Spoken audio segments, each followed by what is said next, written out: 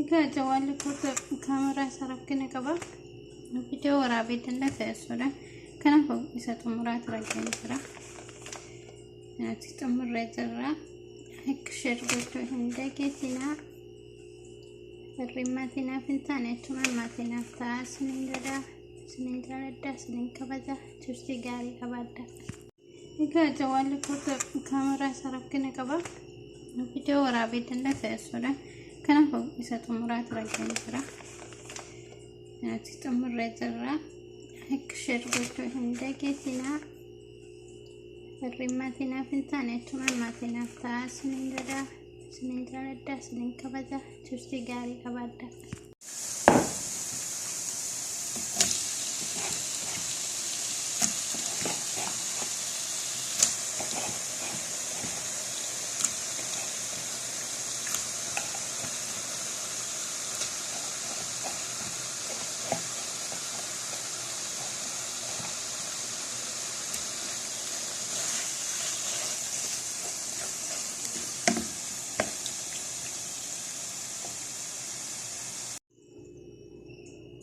Sama video ko sirri hin jiru.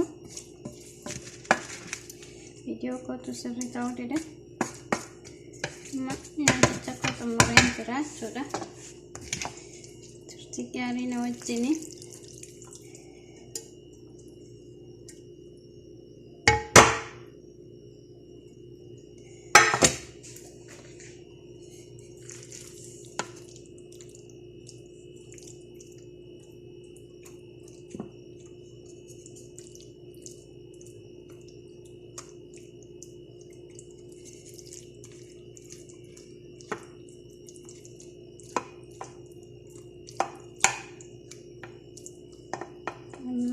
Kana goni. Egaa kun amma xumurarra ga'een jira. Nyaata koo xumurarra ga'een jira.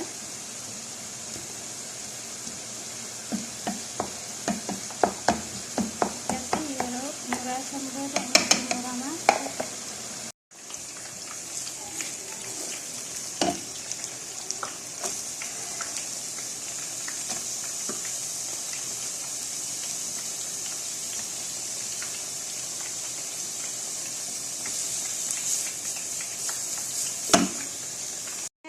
Kini ekkanetti mummureen jira. Ewa amma nyaata ajaa'iba. Nyaata ajaa'iba nutuudha. Like, share, subscribe gochuu hin dagatinaa. Warri maatii YouTube innis itti godhama. Intaaka reetiin dafee jira.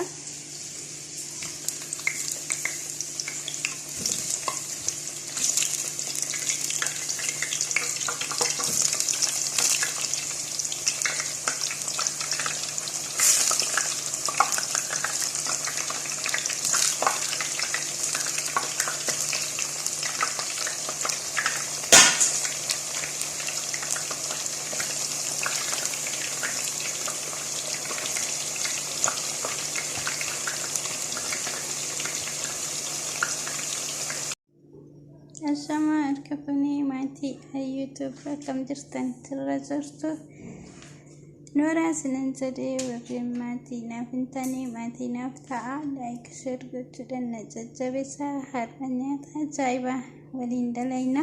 Turtiin keessan na wajjin haa ta'u. Kuni bazingaana. Kuni kuusadha. Kuni jizara. Kaarotiidha.